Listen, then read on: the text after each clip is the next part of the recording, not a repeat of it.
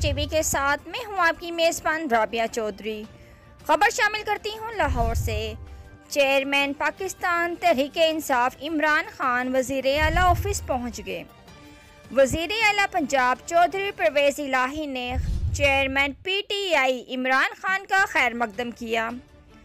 Chairman PTI Imran Khan से वज़ीर आला चौधरी परवेज़ इलाही और साबका वफाकी वज़ीर मोनिस इलाही से मुलाकात। बाहमी दिलचस्पी की हमवार सियासी सूरत हाल और पंजाब के इंतज़ामी मामलात पर तबादला ख्याल। सूबे की आवाम को रिलीफ देने के इक़दामात पर भी बातचीत। इमरान खान ने पंजाब की गैर आइनी व गैर कानूनी हुकूमत के मुकम्मल खात्मे पर चौधरी परवेज़ इलाही और मोनिस इलाही को मुबारकबाद दी।